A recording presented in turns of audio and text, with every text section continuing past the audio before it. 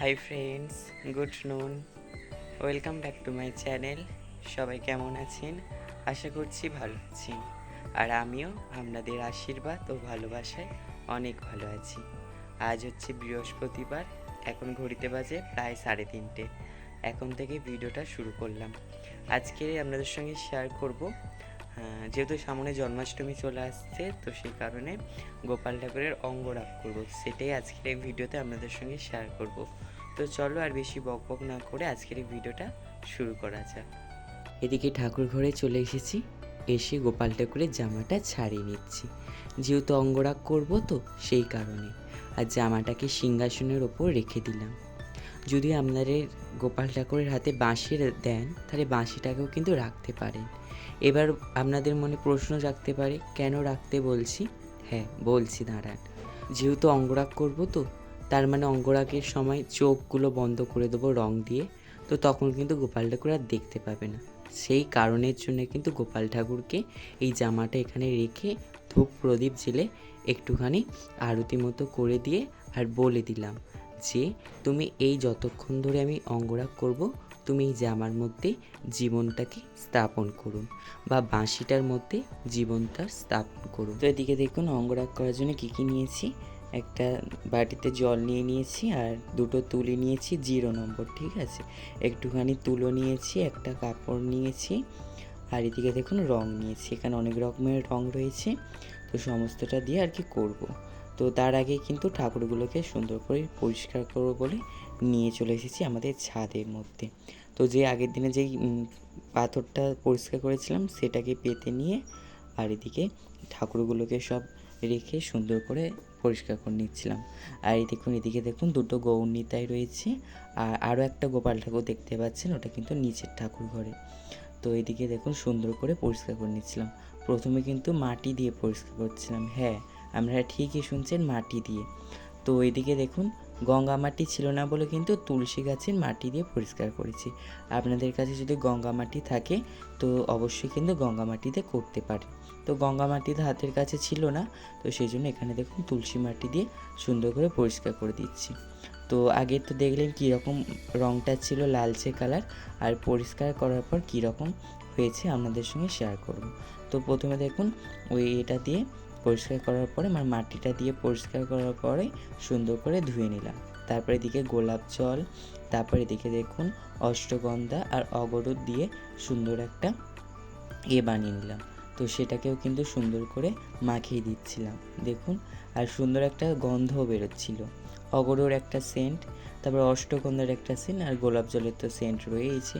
তো সব মিলে খুব সুন্দর একটা সেন্ট বেরোচ্ছিল। তো সুন্দর করে ভালো করে মাখিয়ে দিচ্ছিলাম, মানে ভালো করে হাত দিয়ে ভালো করে ঘষে ঘষে পরিষ্কার করে দিচ্ছিলাম, যেভাবে আর কি আমরা নিজেরা পরিষ্কার হই সেইভাবে কিন্তু সুন্দর করে পরিষ্কার করে দিচ্ছিলাম। তারপর আবারও জল দিয়ে পরিষ্কার করে দিলাম।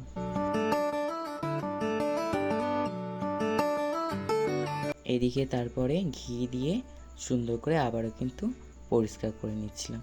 এটা আর কি অভিষেকের মতো আর কি করা। তো এটা জাস্ট ঠাকুরগুলোকে চকচকে করার জন্য পরিষ্কার করেছিলাম। তাছাড়া কিন্তু পুজোর সময় কিন্তু তখন কিন্তু সুন্দর করে অভিষেক করা হবে। দুধ, ঘি, মধু, দই সমস্তটা দিয়ে যা যা লাগে সমস্তটা দিয়ে সুন্দর করে অভিষেক করা হবে। তারপর এদিকে মধু দিয়েও সুন্দর করে পরিষ্কার করে নিলাম। আবারও জল দিয়ে সুন্দর করে পরিষ্কার করে নিলাম। তারপর ওই বাটির মধ্যে একটুখানি জল নিয়ে আর ওই অষ্টগন্ধা আবার একটুখানি দিয়ে দিলাম।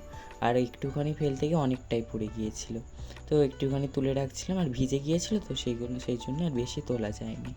তো অনেকটাই পড়েছিল, তো সেই কারণে ওইটা দিয়ে আবার সুন্দর করে মাখিয়ে দিচ্ছিলাম। অল্প করে মাখাবো বলে তো অনেকটা পড়ে গেছে, কি করব বলুন। তো সেই জন্য ওইটা দিয়ে সুন্দর করে আবার মাখিয়ে দিচ্ছিলাম। আর সেই চন্দন যাত্রার সময় কিন্তু এইভাবে সুন্দর করে কিন্তু এরকম চন্দন মাখিয়ে রাখতে হয়। আর এই চন্দনটা দিলে কী হবে, শরীরটা আর কি ঠান্ডা থাকবে, মানে ঠাকুরগুলোর আর কি।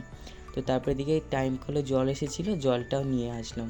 বালতির জলটা না শেষ হয়ে গিয়েছিলো, এক বালতি জল শুধু ওইটুকুনি পরিষ্কার করতে শেষ হয়ে গিয়েছিলো। তো সেই জন্য আবার জল নিয়ে এলাম, নিয়ে এসে আবারও সুন্দর করে পরিষ্কার করে দিলাম। তো দেখুন, দেখতেই পাচ্ছেন কী সুন্দর চকচক করছে না। আপনারা বাড়িতে এইভাবে একবার পরিষ্কার করে দেখবেন ঠাকুরগুলোকে, মানে আশা করছি ঠাকুরগুলো সুন্দরই পরিষ্কার হবে।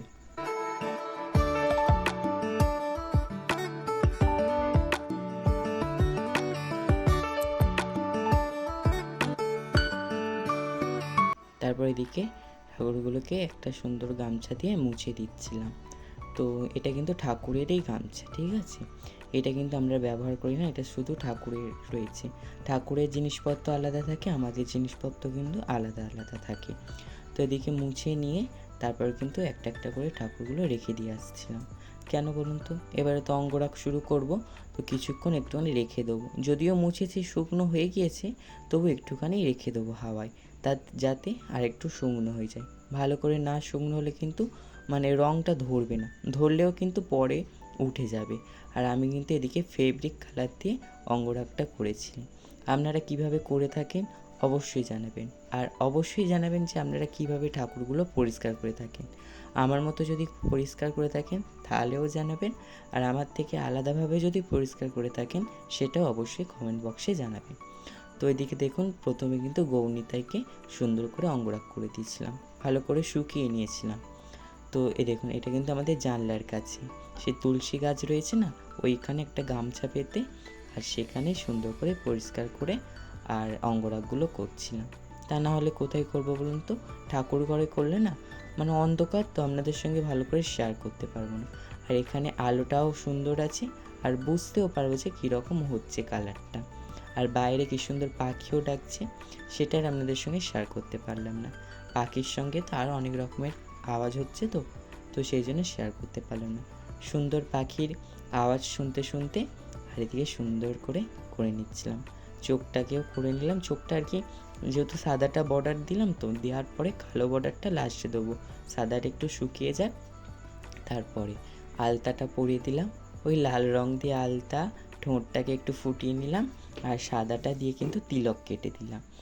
দিয়ে তারপরে ওটাকে একটু শুকনো করতে দিলাম। দুটো গৌরনিতাই করে নিয়েছিলাম আগে, তো একটার দেখালাম। তো তারপরে দিকে আমাদের গোপাল ঠাকুরটাকে সুন্দর করে সাজিয়ে দিচ্ছিলাম। আর আমি ভেবেছিলাম এবারে জন্মাষ্টমীতে গোপাল ঠাকুরের চোখগুলো একটু বড় বড় মতো করব।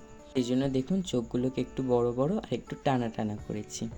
আর এদিকে দেখুন তিলক কেটে দিলাম, দিয়ে আর হাতে পায়ে মানে হাতে পিঠে তিলক কেটে দিলাম, দিয়ে আর বুকের মধ্যে লিখে দিলাম রাধা। এটা তো আমি দিয়ে করে থাকি, চন্দন দিয়ে করে থাকি, তো সেই জন্য ভাবলাম চলো রং দিয়েই করে করে দিই। এরকম তার আগের বারে করেছিলাম। প্রতি বছর একটু অন্যরকমভাবে সাজানোর চেষ্টা করি, প্রতি বছর একভাবে সাজাই না। আর এই বছর ভাবছি একটা নীল রঙে ড্রেস পরাবো, তো সেই কারণে চোখের মণিটাকে নীল করেছি।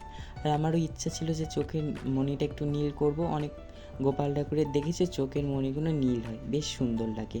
আমিও ভাবছিলাম করব, তো সেই জন্য করেই ফেললাম। এবারে বলি যে এই গোপাল ঠাকুরটা আমাদের বাড়ি কীভাবে এলো। তো আমাদের এখানে একজনদের বাড়ি রয়েছে, তারা ভক্ত ছিল, তো তারা ঠাকুর গোপাল সেবা করতো। তো করতে করতে না তারা এক জায়গায় আর কি চলে গিয়েছিল, মানে বাইরে চলে গিয়েছিল। তো সেই কারণের জন্য ঠাকুরটা আমার দিদাকে আর কি দিয়ে গিয়েছিল সেবা করার জন্য। যেহেতু গোপাল ঠাকুর, তো গোপাল ঠাকুরকে কিন্তু নির্জল অবস্থায় কিন্তু রাখা যায় না, তো সেই কারণের জন্য সেবা দেওয়ার জন্য দিয়ে গিয়েছিল। তো কাজের সূত্রের জন্য কিন্তু চলে গিয়েছিল বাইরে। তো তারপরে দিদা আমাকে দিল আমার ঠাকুর, মানে গোপাল ঠাকুরটা। যেহেতু নিচের ঠাকুর ঘরে গোপাল ঠাকুর আগে থাকতেই একটা ছিল, তো সেই কারণে এই গোপাল ঠাকুরটাকে আমাকে দিল। তো তারপর থেকেই আমি সেবা করতে শুরু করে দিলাম। তো জন্মাষ্টমীটা খুব সুন্দর করে করার চেষ্টা করি। আপনাদের আগের দিনের ভিডিওতে বলেছি, আজকেরও ভিডিওতে বলছি। তো মানে খুব ভালোভাবে করার চেষ্টা করি, যেভাবে একটা বাচ্চার জন্মদিন পালন করা হয়, তো ঠিক সেইভাবে কিন্তু পালন করার চেষ্টা করি। আর যেটা ছাড়া একদম জন্মদিন অসম্পূর্ণ, কেক। হ্যাঁ, কেকটা কিন্তু বাড়িতেই তৈরি করি, নিরামিষ কেক। তো আপনাদের সঙ্গে কথা বলতে বলতে দেখুন এদিকে আমার কিন্তু প্রায় হয়েই গিয়েছে। আর এদিকে দেখুন ব্ল্যাক কালারটা লাস্টে করলাম, নাহলে ঘেঁটে যাবে। তো বন্ধুরা দেখুন কমপ্লিট হয়ে গিয়েছে। মানে অনেক দিনের ইচ্ছা ছিল যে এরকম নীল রঙের মণি দিয়ে মানে অঙ্গরাগ করবো গোপালে, তো সেটা এবছরে জন্মাষ্টমীতে পূরণ হলো আশাটা। এরকম কেমন লাগছে অবশ্যই জানাবেন।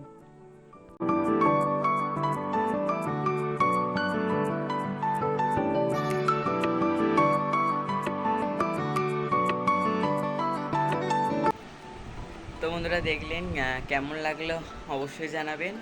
তো অবশ্যই কিন্তু জানাবেন যে কীরকম লাগলো। আর আপনারা যদি করাতে চান, মানে আমার বাড়ির কাছে যারা রয়েছেন আর কি, যারা আমার ভিডিও দেখেন, তারা যদি করাতে চান নিজেদের গোপাল ঠাকুর বা আর সমস্ত ঠাকুরের অঙ্গরাগ, তাহলে অবশ্যই আমাকে কমেন্ট বক্সে জানাবেন, ঠিক আছে?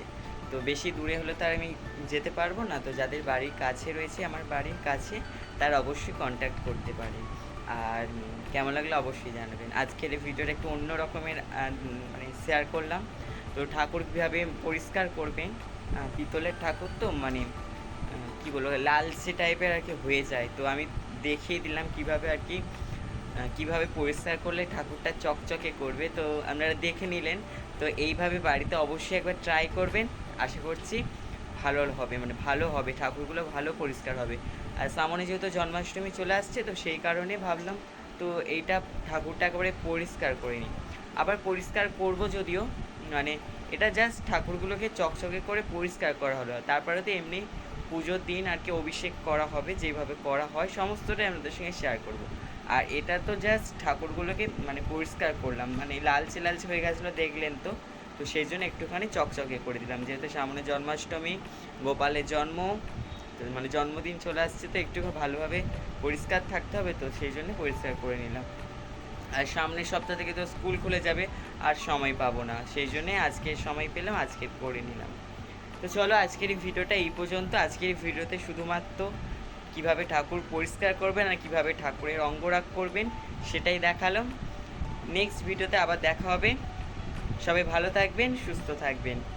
আজকের এই ভিডিওটা যদি ভালো লাগে অবশ্যই লাইক, কমেন্ট এবং শেয়ার করবেন।